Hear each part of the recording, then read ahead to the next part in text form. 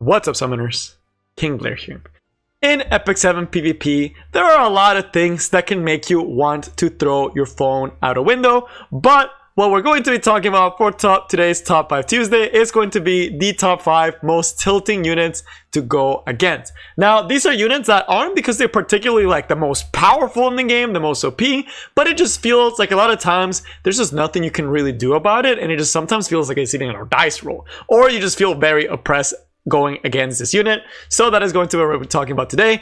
With this top 5, again, this one is not going to be based on any facts at all. It's completely based on my individual feeling on how it feels to actually play against these units. So you will definitely have a different top 5, and I really do want to hear what you have to think about what units you hate going against and just make you want to tilt. But if you like the video, make sure you like, subscribe, and just join the Discord server, link down in the description. Without further ado, let's get right into it. So again, top 5 most tilting units to go against. For some reason, after I go against these units, I just feel very frustrated, and I'm like, man, I just don't know what to do a lot of the times, and sometimes it's just I can't do a lot. But again, all these units do have answers to them. They're not like super broken, but I just find them very, very annoying and hard to deal with. But with that in mind, let's go through some honorable mentions. And a lot of these honorable mentions are going to be some of the meta DPSs that we talked about before. So something like Landy, sometimes that speed buff when their team is cycling you for like the 20th time, and that guiding light procs at the perfect time possible, so you can't reach her, and even when you do reach her, she ends up being dummy tanky. That can get very frustrating really, really fast, especially the speed buff. Honestly, that's the one thing that I actually hate about Landy is the speed buff. If she didn't have a speed buff, I don't think I would hate her as much. But the fact that she gives an AoE a speed buff, it's really what pushes her over the head for me, as well as just the guiding light to make her really annoying. Another one is going to be none other than Spectrotinibria. For some reason, it feels like my opponent's Spectrotinibria are 20 million HP, on lifesteal, on some nutty gear, and a lot of times they are because people do put their best gear on Spectrotinibria, but it can definitely be frustrating when she's sitting at 1 health and she just hits the perfect S1s, or she'll dual attack and she'll pull herself in with like a double attack S1, and you're just like, man, this really sucks, right? So very frustrating sometimes to play against, especially when she starts ramping up and you're just like, this unit's doing a lot of damage. And if she dual attacks, that feeling is terrible whenever she gets a dual attack in, and it definitely can be very frustrating to play against. And then last two, real quick, again, honorable mentions just because the other ones in this list I find way more annoying, and after I lose to them I feel more frustrated. But Pavel, just mainly because I actually don't have a proper way to deal with Pavel cleaves, because a lot of the times they're put in a pivot draft, which is a completely different term that maybe we'll cover in the near future to talk about how to actually pivot draft. But whenever you put in a pivot draft with 2 mages, it can really be frustrating because it feels like you don't have a lot of answers to him. The only answers he really has is outspeeding, but as someone who doesn't roll a lot of speed gear, it feels like I can't do anything against this unit, and I don't have AOL or Angelica to actually try to deal with him. So definitely if you don't have the speed gear to deal with him, he can feel very frustrating, and the cleave can feel like you can't do anything against.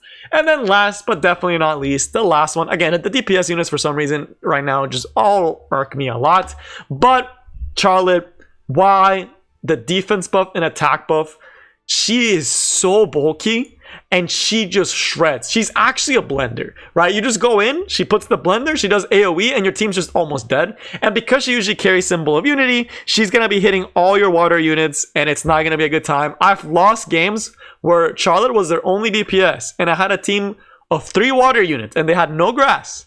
And I lost because I went in the Charlotte blender. Especially once she gets to this S3 and starts soul burning, you know you're in trouble. So Charlotte, definitely a unit that can be frustrating to go against. But now we move over to the top 5. At the number 5, we have none other than Emilia. And Emilia actually has become my first pick in RTA because I hate going against this unit. Why do I hate going against this unit so much? Well, because of how much cycling this unit does. Getting cycled does not feel good, right? Getting lapped over and over again before you can even take a turn is not a good experience, which is why a lot of people actually hate control, right? But with Emilia, what makes her really, really annoying to actually be able to deal with is the fact that she's giving attack buff and she's cleansing, meaning that if she's not dead, you can't really lock down a DPS type unit because she's going to cleanse them and giving that return. The other thing is that the versatility in the builds that people have on Emilia is just ridiculous. There are Emilias that are 270 Empress. There are Emilias that are just pure tank and you can't kill them. There are Emilias that are pure speed and tank and it just feels like they're taking a million turns, right? And then the artifact selection is also very big, which makes it very hard to know what Emilia exactly am I going against, which makes it hard to necessarily counter because you're always in her speed RNG range. So you never know if you're going to get outsped and their DPS is going to make you have a bad day, right? So Emilia, for some reason, really infuriating to play against just because of the cycling, particularly mostly for RTA, which is why she's a little bit lower on the list. But yes, Emilia, definitely not a fun unit. At the number 4, we have one that I imagine a lot of people are going to have as one of their most frustrating units, and that is going to be none other than Rem. It is no surprise that Rem has become a staple unit in arena defense as well as in guild war defenses because of how RNG her S2 is. She's essentially what Charles could be if Charles was a really solid unit and was a waifu lolly, right? That's what she essentially is. The fact that you can't go for her allies because you have to fear the fact that she's gonna hit you with a massive Morning Star and just strip your buffs, do damage, unhealable you. It is very scary and very infuriating because it feels like if you don't hit her, she's hitting you and doing dummy damage, as well as she always just feels like she's counterattacking. Now, there are ways to actually deal with her, which is why she's a little bit low on the list, and it's usually just one-shotting her. Usually tends to work pretty well. If she's dead, she can't kill you, right? Which is not the greatest thing in certain situations. And if they're picking it into a heavy AoE team, it just feels like you're going to be getting rammed over and over again by her S2. But with that, we're now moving to the number 3. We're starting to get to the part that really are frustrating to go against. And we have none other than Angel of Light Angelica, one of the newest additions to Epic 7, and I already hate when I see this unit. Whenever I see this unit, my heart immediately drops. Why? Because of the S3. This S3 just makes it so if you're trying to tank down, you're taking some very nasty debuffs for at least one turn. She's typically quite tanky, and if you don't kill her quickly, she's going to be S1ing, silencing you, pushing you back, and essentially making one of your units useless. The other thing is that if you happen to AoE on her, she's going to be cleansing and giving skill nullifier, being a really good pair up with things like Stene, and really good for aggro type team compositions. But again, just with control, Angel of Light Angelica definitely can be frustrating to play against. A lot of the times though, some people don't draft her perfectly, and they will either draft not enough damage or they'll draft themselves in a situation where you can't kill her.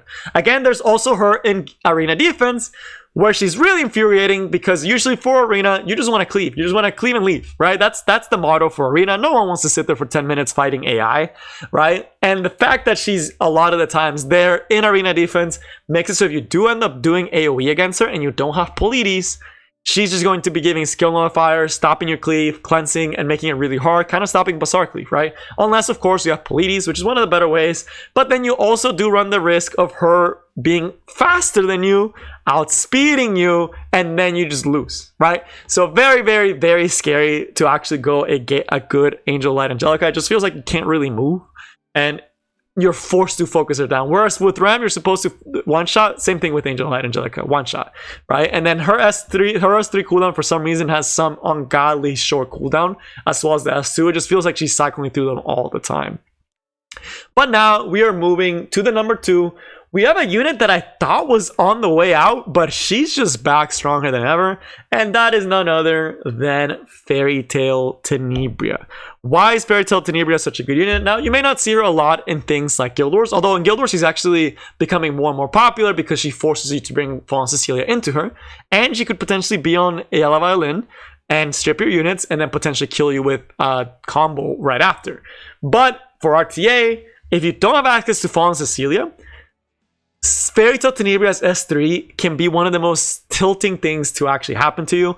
Not because of the provoke, not because of the unable to be buffed, but because of the follow-up S2. Because this S2, I swear every time this S2 hits, it hits the decreased defense on my squishier units and sets up perfectly for their follow-up AoE to where my team dies. I don't know why. It says that there's other debuffs that can land. They said that you can get a random debuff, But for some reason, I feel like she every single time is landing that decreased defense.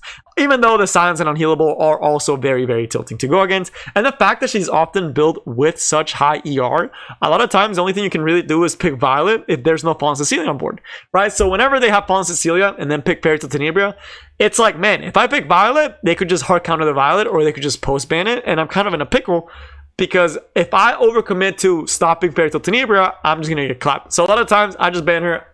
It's not worth the heartache. It's just not worth the heartache. And the fact that you don't know how fast they are going to be also makes it very difficult for you to properly counter them.